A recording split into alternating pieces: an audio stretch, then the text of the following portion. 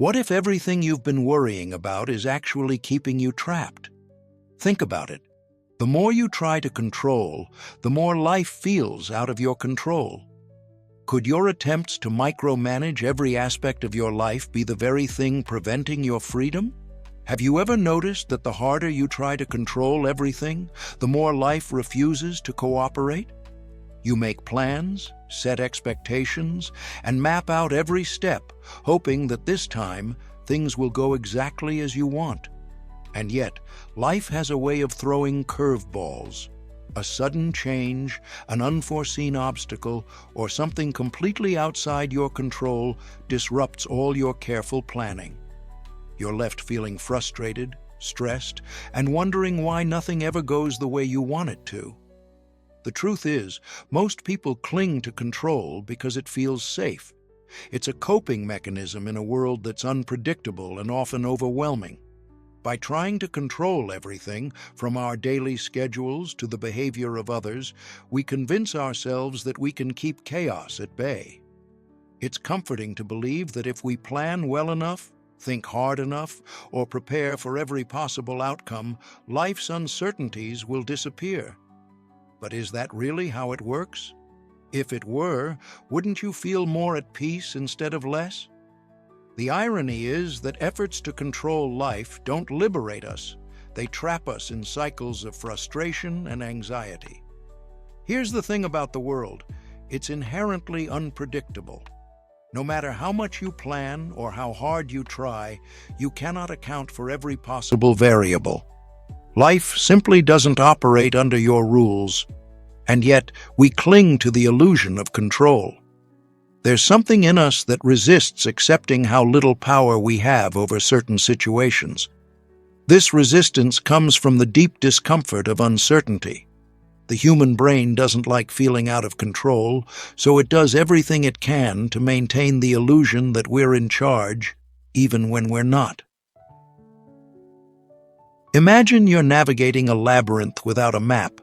You think you've figured out the pattern, that you can anticipate the next turn, but then you hit a dead end. Frustrating, right? That's what life feels like when you try to control every outcome. You might plan an outdoor wedding down to the last detail, choosing the perfect venue, checking the weather forecast repeatedly, only for it to rain unexpectedly on the big day. Or maybe you spend weeks preparing for a work project, ensuring everything is flawless, only for a last-minute change to derail your efforts. In both cases, your attachment to a specific outcome makes the reality harder to accept. The rain or the sudden changes weren't in your control, but the disappointment stems from the illusion that they should have been. So why do we do this? Why do we keep seeking control when it so often leaves us feeling frustrated? According to research, it has to do with how our brains are wired. The illusion of control is something your mind creates to give you a sense of security. The world is full of uncertainty, which can feel threatening. To avoid that discomfort, your brain looks for patterns, predictability, and any false sense of order it can find. It convinces you that if you just do everything right, you can avoid the unpredictable and the unpleasant. This is why we overestimate how much influence we have on events. It's not reality, it's self-comfort. Yet, this illusion doesn't make life easier. In fact, it often makes things harder. When people assume they have more control over situations than they do, they set unrealistic expectations for themselves. They believe that if something goes wrong, it must be their fault. This is where the cycle of worry and self-blame begins. You start to think, if only I had worked harder, or if only I had planned better, even when the truth is that no amount of effort could have changed what happened. The weight of that self-imposed responsibility becomes exhausting. Let's make this practical. Have you ever found yourself replaying a mistake in your mind, thinking of all the ways you could have prevented it? Maybe you missed an important deadline because your child got sick, and now you're blaming yourself for not being better prepared. Or maybe a friend canceled plans at the last minute, leaving you feeling hurt because you convinced yourself it was your fault they pulled away. These are examples of how the illusion of control keeps us stuck. When we believe we should be able to control everything, we unfairly put all the burden on ourselves. It doesn't help that society often reinforces this mindset. We're told that success is about taking control of your destiny, that failure happens because people don't try hard enough. But this narrative ignores reality. There are countless factors in life that no one can fully control. Timing, other people's choices, the economy, natural events. Believing otherwise sets us up for disappointment and endless worry. If you're constantly trying to manage the unmanageable, how do you find peace?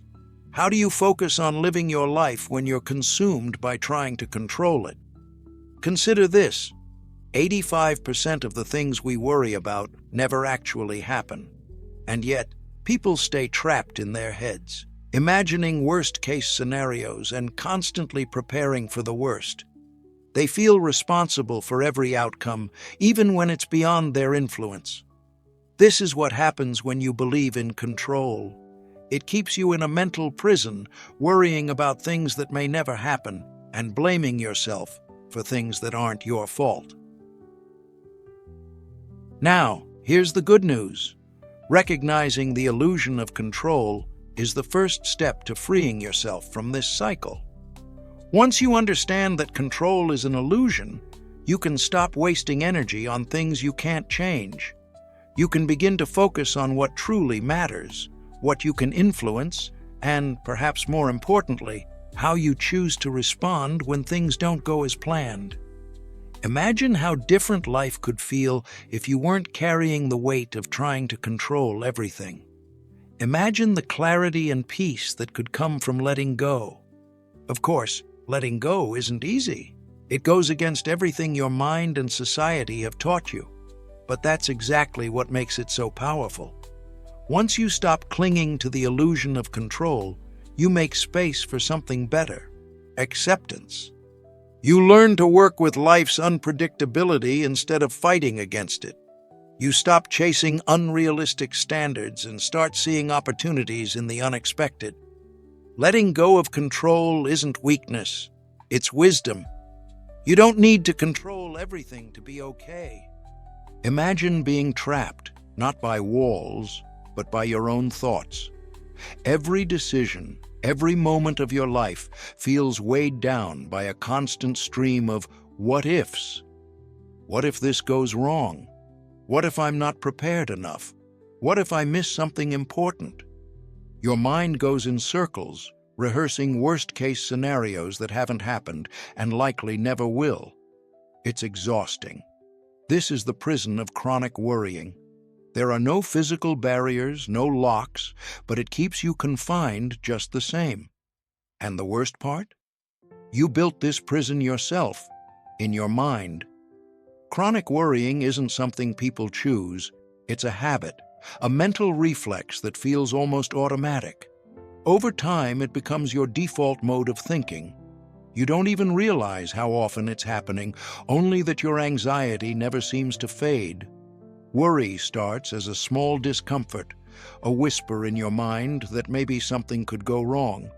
But then it grows. It intensifies, dragging you deeper into hypothetical scenarios and imagined disasters. Before you know it, it's taken over. It drains your energy, leaves you feeling stuck, and prevents you from fully living in the present. How can you enjoy life when your mind is always busy anticipating the worst? The toll it takes isn't just mental, it's physical too. Chronic worrying puts your body in a state of constant tension. You feel restless, like you can't sit still or relax. Fatigue becomes a constant companion because your mind is always racing, leaving you drained no matter how much sleep you get. Nights are restless, filled with thoughts you can't turn off, and mornings feel heavy, like the weight of your anxiety stayed with you through the night. Over time, this constant state of stress takes a toll on your overall well-being. Headaches, muscle pain, and even digestive issues can become regular occurrences. For some, it goes further. Clenched jaws, rigid postures, and aches in places they didn't know could hurt. The emotional side of worrying is just as damaging. Chronic worry disconnects you from yourself. It creates noise and clutter in your mind, making it hard to hear your own intuition. Instead of trusting your inner voice, you start to rely on outside validation, obsessively seeking reassurance from others that everything will be okay.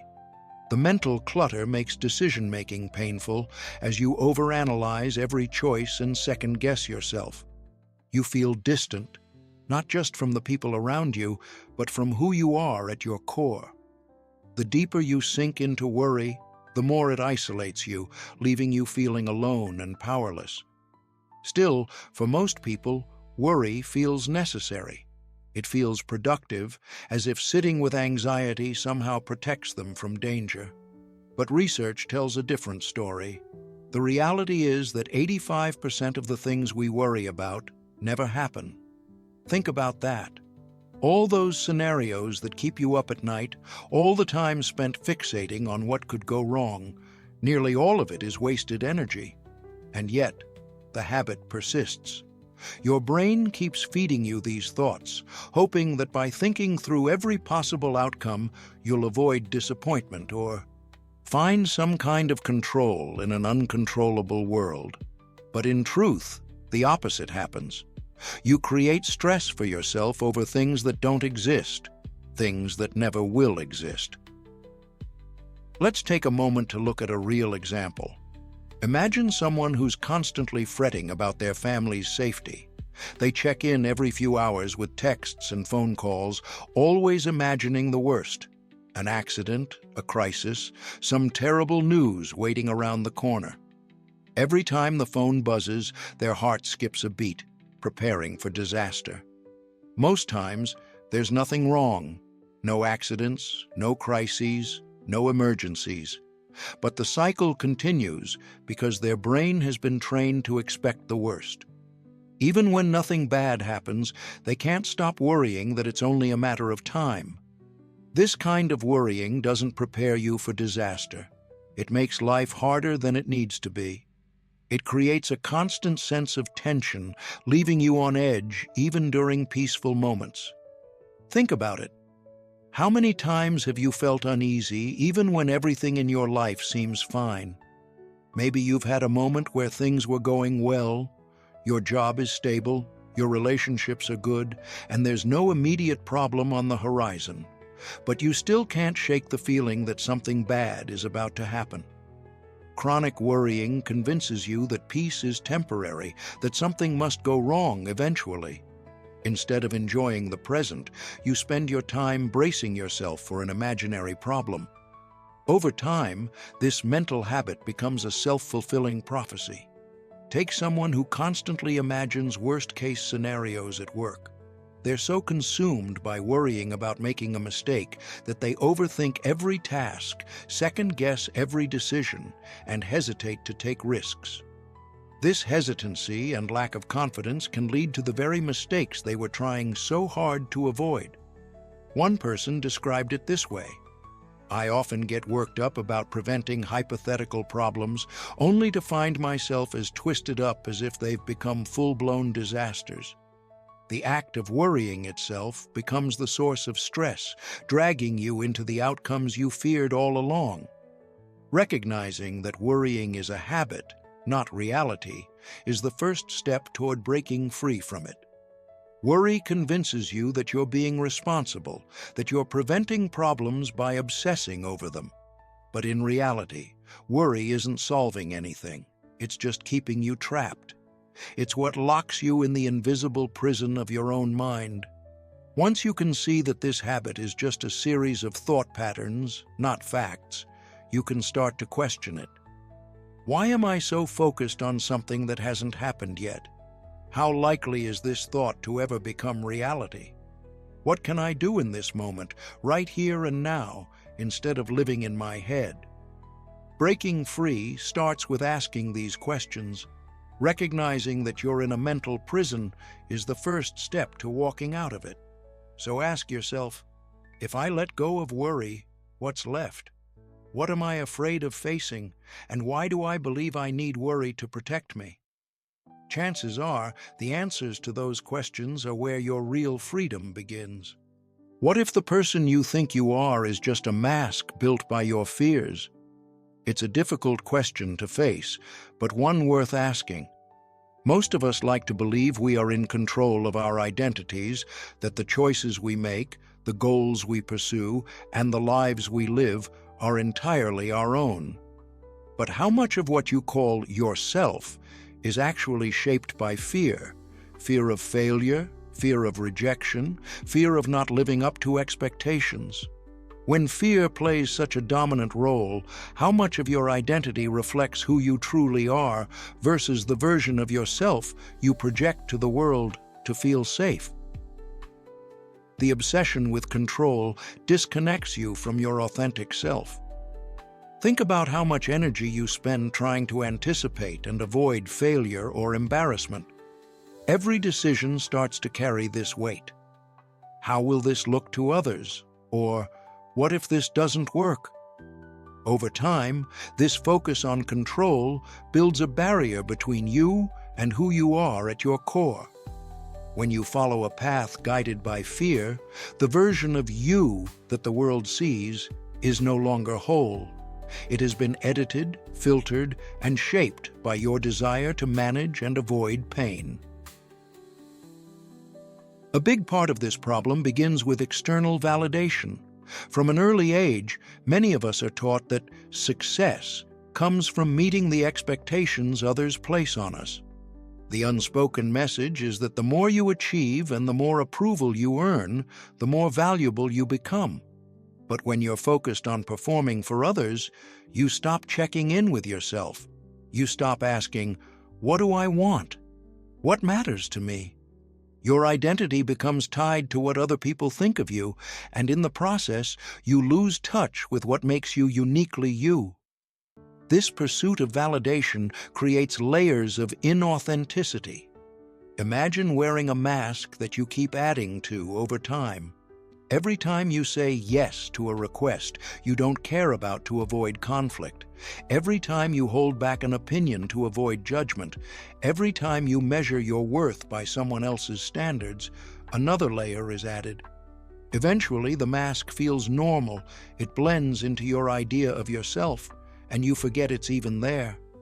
But deep down, you can feel the difference. You can feel the anxiety, the tension that comes from living inauthentically. It's like carrying a weight you can't see but always feel.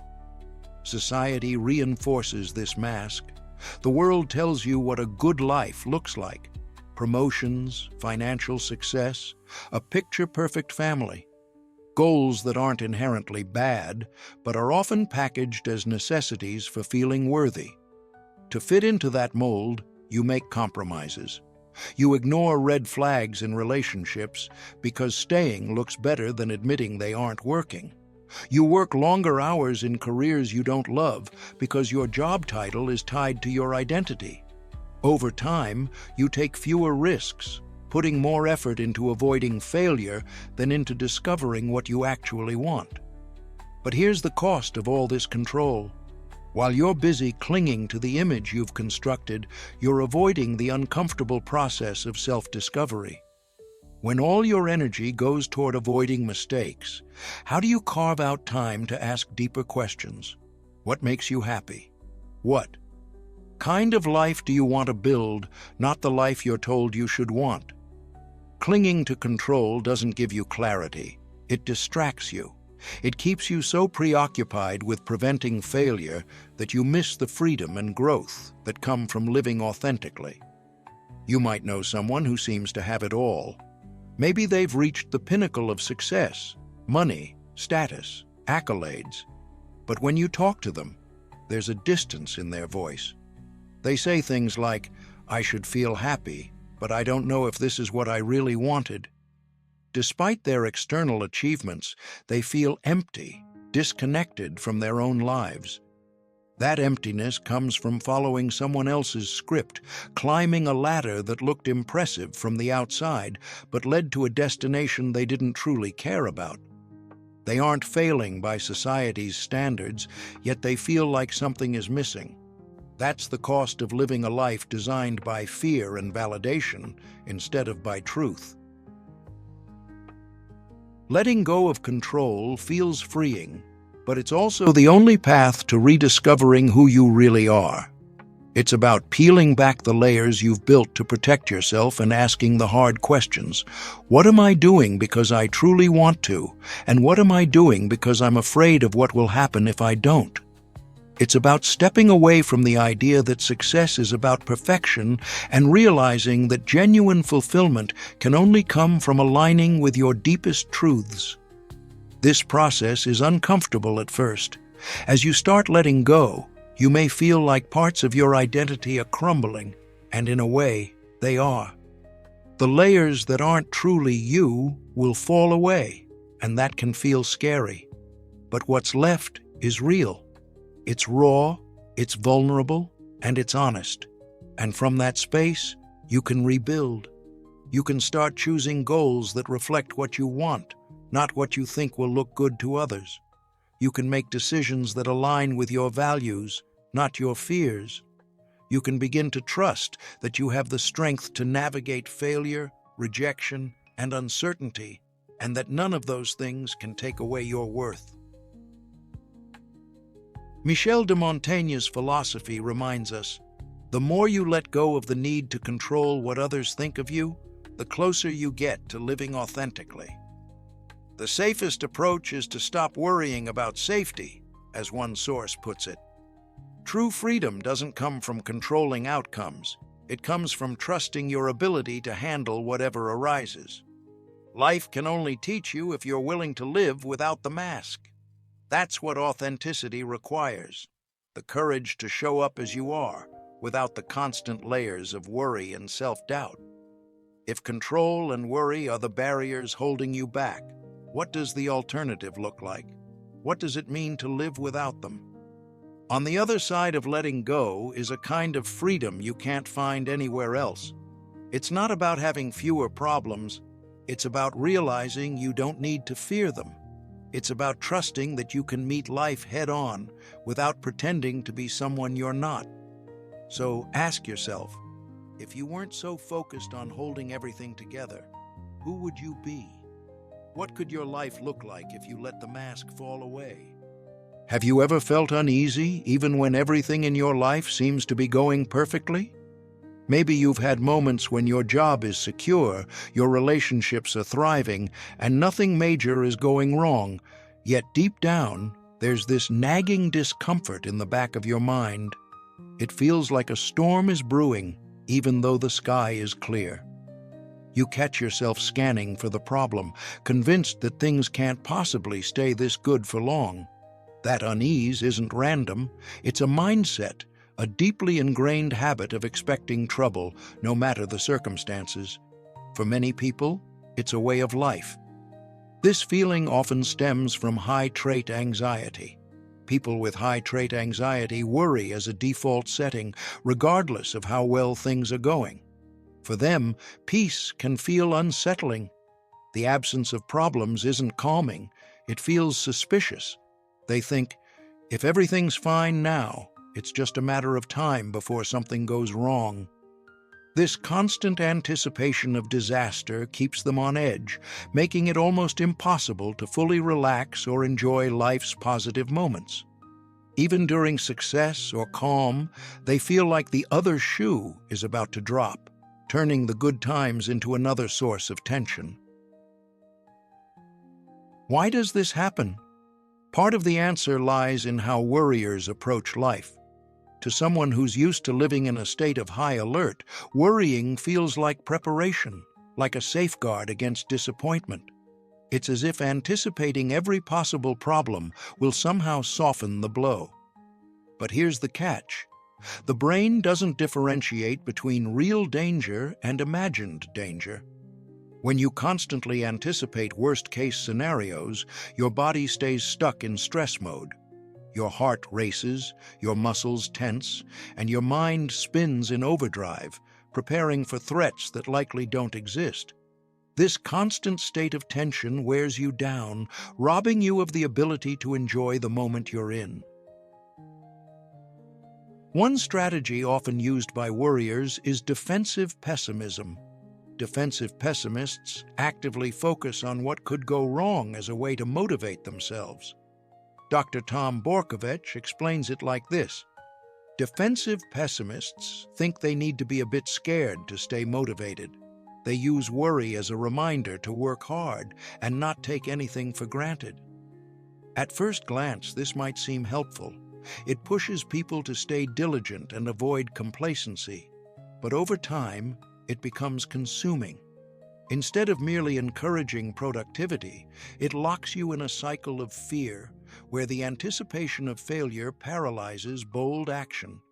You might avoid risks, hesitate when opportunity arises, or overthink decisions to the point where you miss out entirely.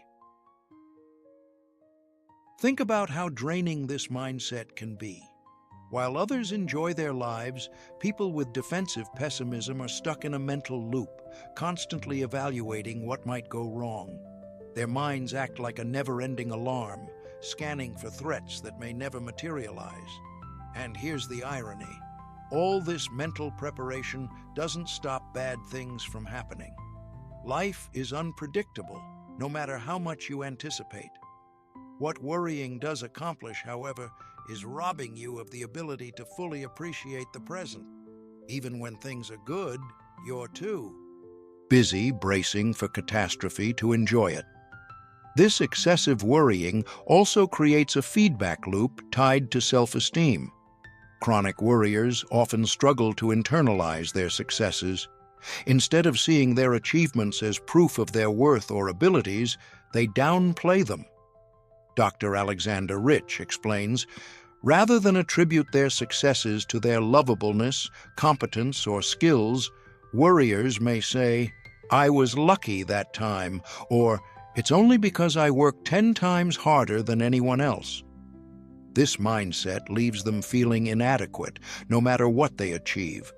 By attributing their accomplishments to luck or external factors, they feed a cycle of insecurity, making it even harder to trust good times or believe they deserve them. Over time, this need to anticipate and control can lead to emotional detachment. Chronic worrying activates parts of the brain responsible for planning and strategizing, but it suppresses emotional processing. Dr. Borkovich notes, this kind of overthinking can be a way to avoid accessing your true emotions. In other words, worry becomes a barrier. It traps people in their heads, preventing them from connecting with their hearts and fully experiencing life's emotional richness. They may survive each day, but they're not truly living. They miss out on moments of beauty, connection, and learning because they're too busy managing hypothetical problems instead of embracing real emotions. To illustrate, imagine someone who achieves a major milestone, a promotion, a big move, or a personal goal. From the outside, it looks like a moment to celebrate. But instead of enjoying their accomplishment, they immediately start worrying. What if I can't sustain this? What if I lose this opportunity? What if I was only picked because no one else was available? Their mind spirals, turning joy into anxiety. The moment they should be savoring slips away, replaced by the weight of new fears. This is the hidden tax of chronic worry. Even during life's high points, it finds a way to steal the spotlight. Here's a truth to consider. Worrying doesn't prevent bad things from happening. You can spend hours, days, even weeks agonizing over potential problems, but life will still unfold however it unfolds. The things you fear may never happen, or they might occur in ways you couldn't have imagined. Either way, all that worry only makes your experience harder. It doesn't soften challenges or give you more control. It simply makes you less present, less engaged, and more disconnected from the joys life has to offer. So why do we cling to worry? Because it feels safer than the alternative. Letting go of worry feels like letting go of control, and that's terrifying for many people. It's not that they enjoy worrying, it's that they don't trust what life would look like without it. But here's the question to ask yourself. What is worry really protecting you from? And is it working? These are the questions that can begin to shift your perspective and loosen worry's grip on your life. On the other side of worry is an opportunity to experience freedom, joy, and fully embrace life without constantly bracing for the fall. Are you ready to take that step? What if the real battle isn't with the world, but with the stories you tell yourself? Consider this. Your mind constantly weaves narratives about who you are, how the world works, and what the future holds. Some of these stories serve you well. They help you make sense of your experiences and provide direction. But others silently sabotage you. They tell you to play it safe, avoid risk, and control everything because without that control, your life might spiral into chaos. These stories build fear and worry into every decision you make, often without you realizing it. Left unchecked, they can shape your entire life. Most people don't pay attention to these internal narratives. They accept them as truth rather than what they actually are. Interpretations. How you interpret reality defines how you experience it.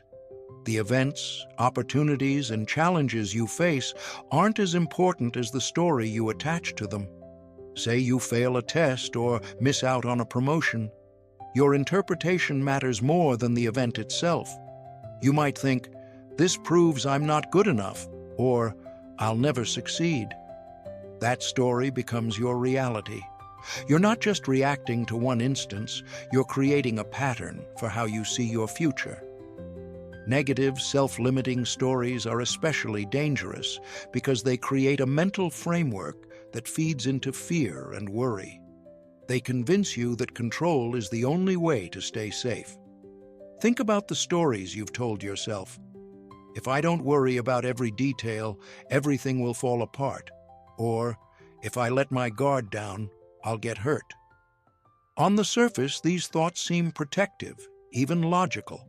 But in reality, they're traps. They justify your dependence on control, even though that control creates stress and limits your ability to grow. Every time you buy into these narratives, you reinforce a cycle of fear and mistrust in yourself.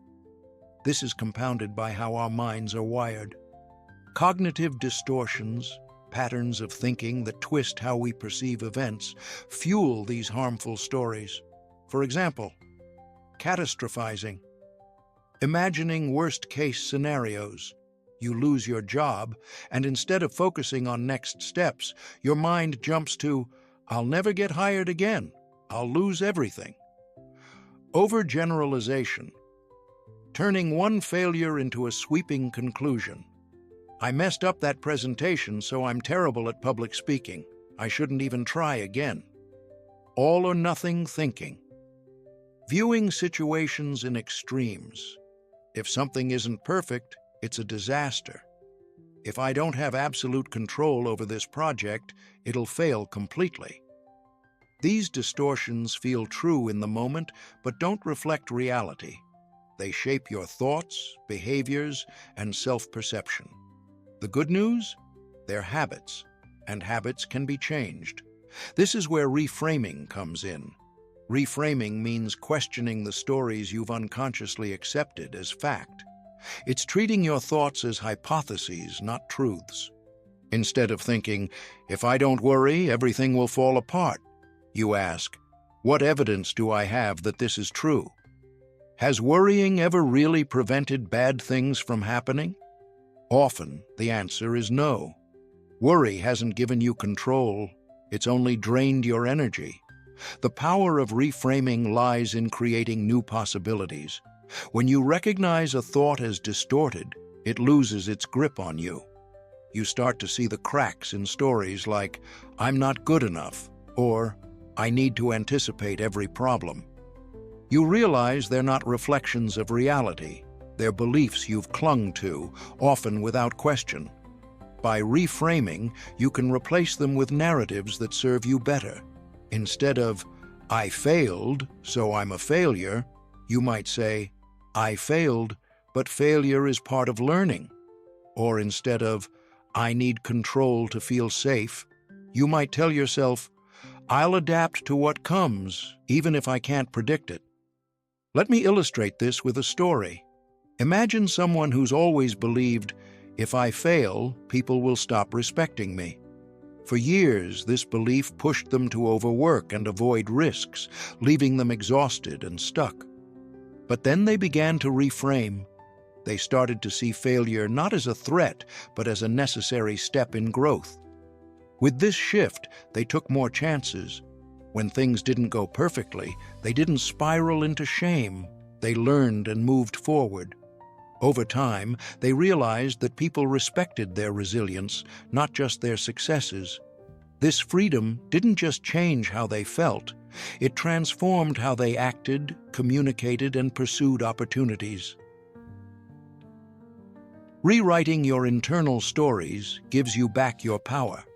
It's not about ignoring challenges or sugarcoating reality.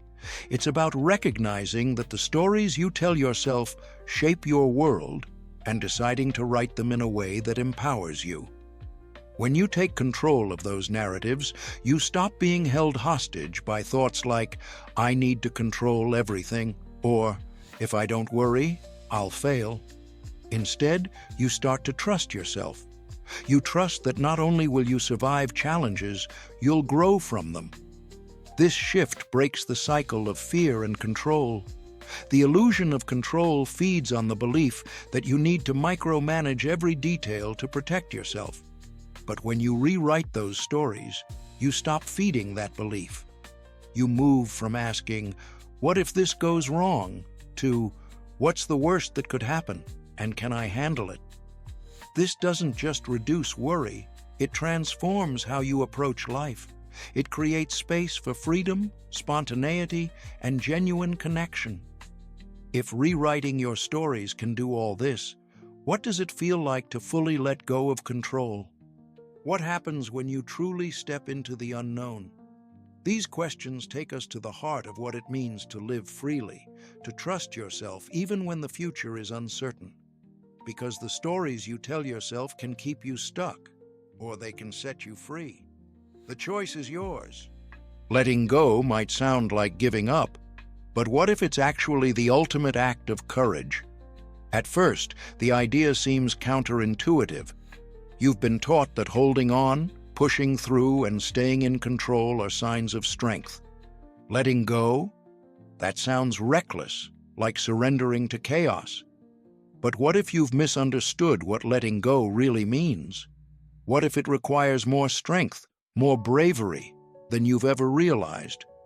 Letting go isn't about inaction.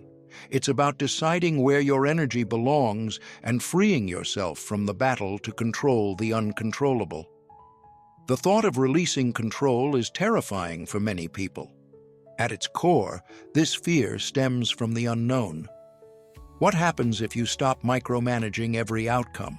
What happens if your plans fall apart and you can't fix them?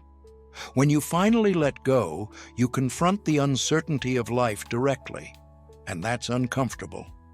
But here's the paradox. While holding on might feel safer in the moment, it's the act of letting go that brings real relief. When you stop wasting mental energy on things you can't change, you free yourself to focus on what actually matters. The weight of control lifts, and with it, a sense of peace emerges. Letting go doesn't mean pretending everything will always work out perfectly. It means accepting that some outcomes are beyond your control, and that's okay. If we stop to think about what control actually is, most of it turns out to be an illusion anyway. You might think you're controlling situations by worrying about them, strategizing endlessly, and preparing for every possible scenario. But has that ever truly guaranteed the result you wanted? Or has it just drained you, creating more strain than freedom? Holding on tightly, gives a sense of effort, but it rarely provides real stability. Consider someone who embraced this mindset and gained clarity. A small business owner, for example, might spend years micromanaging every detail, convinced that their constant oversight is the key to success. But over time, the stress builds. The team feels stifled, and the owner feels stretched too thin. It's only when they loosen their grip, trusting their employees and focusing on the bigger picture, that things start to change. By letting go of the need to control every decision, they reduce their own stress and empower their team to thrive. This shift doesn't mean they stop caring about their business. It means they've learned to direct their energy where it matters most. Mindfulness plays a crucial role in this process. At its simplest, mindfulness is the practice of anchoring yourself in the present. Think about what happens when you worry. Your mind either dwells on the past, analyzing mistakes and regrets, or projects into the future, imagining what could go wrong. Rarely does it stay grounded in what's actually happening now. Mindfulness disrupts this cycle. Helpguide.org suggests that mindfulness meditation, even practiced briefly each day, can help reduce anxiety by shifting attention back to the present moment. Through this practice, you learn to observe your thoughts and feelings without judgment. Instead of getting lost in worries, you allow those thoughts to pass, like clouds moving through the sky. They're there, but they don't control you. There's a key distinction to understand here. Letting go doesn't mean giving up. It doesn't mean you stop taking action or that you no longer care about your goals. It means shifting your focus. Instead of fixating on what you can't control, the actions of others, the unpredictable nature of life, you concentrate on what you can. Your effort, your perspective, and your response to challenges are always within your control.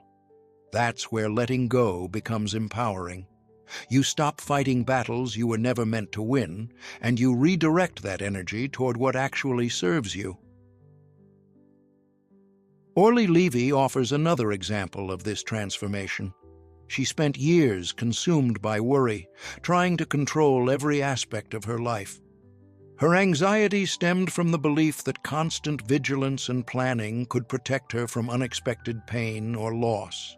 But instead, that need for control wore her down physically and mentally. Her health suffered, and she became trapped in cycles of fear. It wasn't until she began practicing mindfulness and rethinking her relationship with anxiety that things changed. She didn't stop caring about her life. She simply let go of the illusion that she could prevent every potential problem. What she found was relief. By letting go, she not only reduced her anxiety, but also developed a deeper connection to the present. This idea of deepening your connection to life might feel abstract, but it's surprisingly practical. When you stop obsessing over the past or stressing about the future, you gain clarity. You notice things you were too distracted to see before. The small moments of joy, the opportunities for growth, the strength you already possess. Mindfulness isn't just about reducing anxiety. It's a reminder that life happens now. By letting go of the need for perfect outcomes, you allow yourself to experience life as it unfolds, messy and unpredictable, but also beautiful in ways control could never reveal. Here's why this shift matters. Life doesn't require you to have all the answers or maintain perfect control. It requires you to show up, to take action where you can, and trust yourself to handle the rest. Some of the happiest, most fulfilled people weren't the ones who meticulously planned every detail. They were the ones who embraced uncertainty, who allowed themselves to adapt and grow with each moment. They stopped seeing control as a safety net and started seeing it as the cage it really was. It's worth asking yourself, what are you actually afraid of? For many people, the fear of the unknown holds them back. It feels safer to cling to control, even though it doesn't truly protect you. But the unknown, The space where control slips away is also where freedom lives. When you let go, you make room for the unexpected. That sounds risky, but it's also where growth happens. You stop thinking of life as something to perfect and instead see it as an unfolding journey, one that doesn't need to be flawless to be worthwhile. The clarity and peace that come with letting go aren't reserved for a select few. They're available to anyone willing to take that first step. It's scary, yes, but also empowering. Because letting go isn't about abandoning responsibility. It's about realizing where your power lies. It's about choosing presence over fear, adaptability over rigidity, and trust over control. And on the other side of letting go, that's where life truly begins.